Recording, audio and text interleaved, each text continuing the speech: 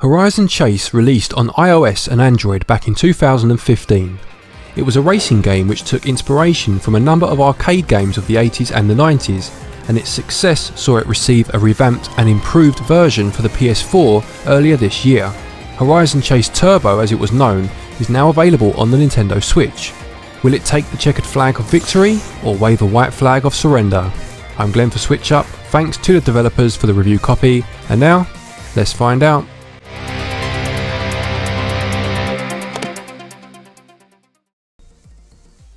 Horizon Chase Turbo wears its arcade influences proudly on its sleeve. It takes the twisted turns of Outrun, the side of the road hazards of Super Hang-On, and the background aesthetic of Chase H.Q. However, the game that had the biggest influence was a Super Nintendo game called Top Gear.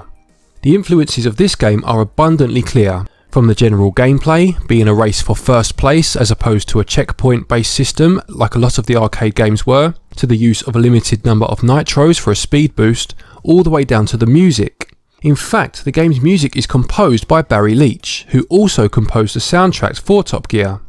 When you initially boot up the game, the first option available to you is the World Tour mode. This sees you travelling around the globe, racing in a number of different countries. Each country is made up of a number of cities from that country, with each city having its own number of racetracks.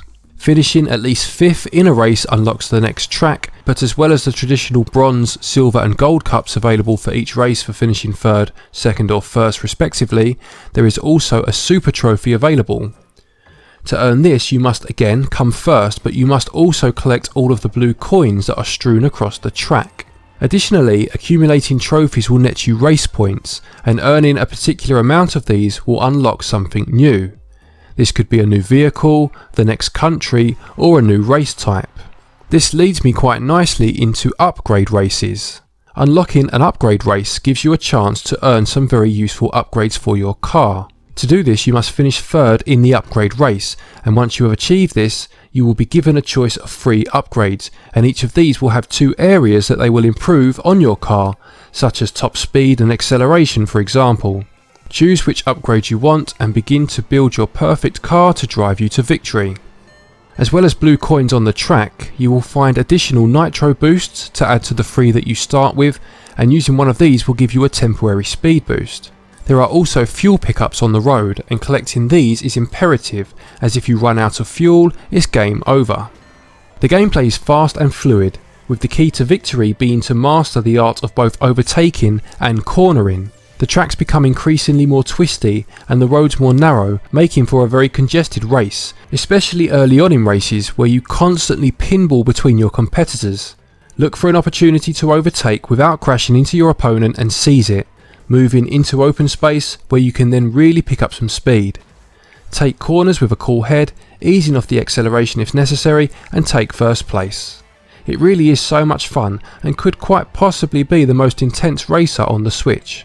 The tracks are short and simple in design, and whilst kart racers like Mario Kart live and die by their elaborate and over-the-top tracks, full of set pieces and whimsical settings, arcade racers are all about throwing 90-degree turns at you at seconds notice and seeing if your reflexes are up to the challenge. This game will test your reflexes, that's for sure. Other modes can be unlocked relatively early in the game, such as Tournament mode, which plays like a more traditional cup competition in something like Mario Kart, throwing 4 tracks together with the winner being whoever accumulates the most points over the 4 races. Playground, which is new to this version, is a time attack mode that tweaks each track to increase the challenge. This could be by mirroring the track's usual layout or by adding a particular weather condition. And finally, there is an endurance mode available once you have finished the World Tour. You will need to have enough race points to open the next country on completion of the last in World Tour, and this may sometimes lead to you needing to go back and improve your standings in previous races to ensure you've got enough points. This is just something to be aware of, as some players may find this aspect a little repetitive or a bit grindy, especially if you are struggling for those first place finishes.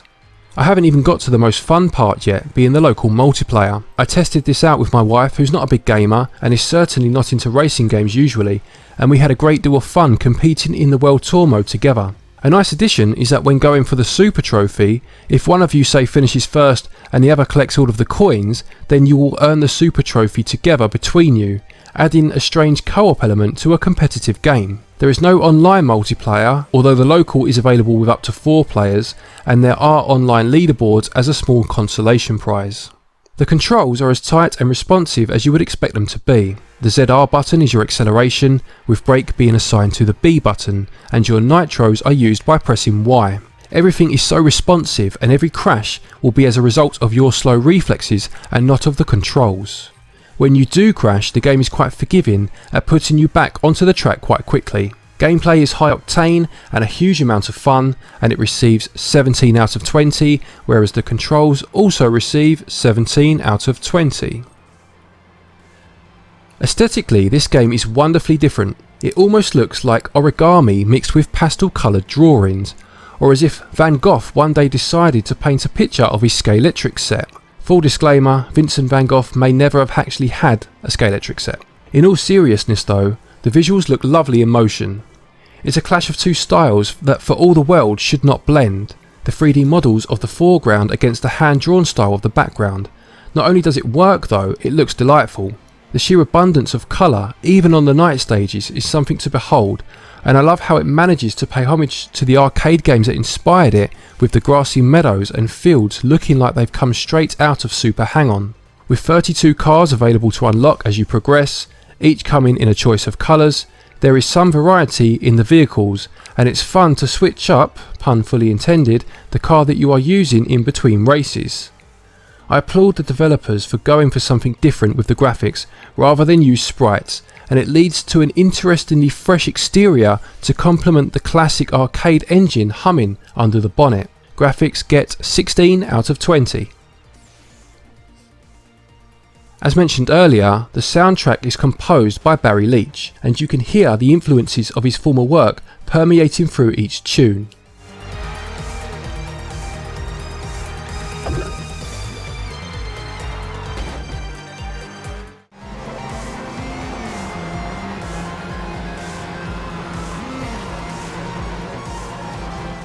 The similarities between this and Top Gear are striking, but this is by no means a bad thing, as the soundtrack is absolutely stellar.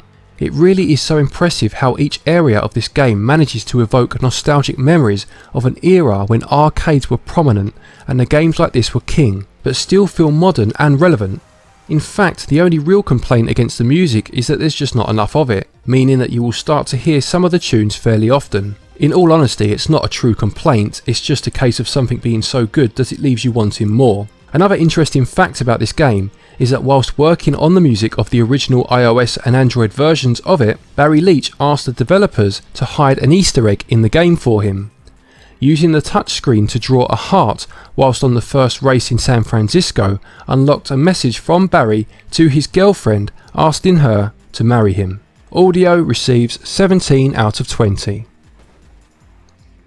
Horizon Chase Turbo costs £17.99 or $19.99, and for this price you get a World Tour mode consisting of various races spanning 12 countries, the Playgrounds Challenge mode, a more traditional Cup competition mode, up to 4-player local multiplayer, and online leaderboards. Some may find the tracks repetitive as they are not as unique as something you would find in a kart racer for example, but this is a very different style of racer as already mentioned. Others may also lament the lack of online multiplayer, but even taking these points into consideration, it's hard to argue that this game doesn't offer serious value for money, and value receives 17 out of 20.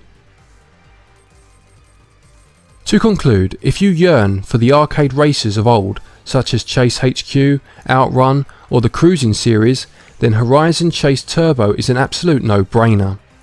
With an interesting aesthetic, fantastic music, tight controls and gameplay that is tough, occasionally frustrating but incredibly satisfying, it finds itself hurtling up through the starting pack and jostling for pole position in terms of racing games on the Switch. If you like your races a little bit more whimsical, then this one may not be for you, but for everyone else, fasten your seatbelt and prepare for one hell of a ride. Horizon Chase Turbo receives a SwitchUp score of 84%.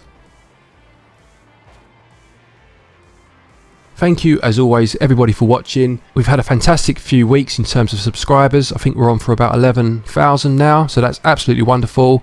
Please consider subscribing if you haven't done so already, and as always, happy gaming.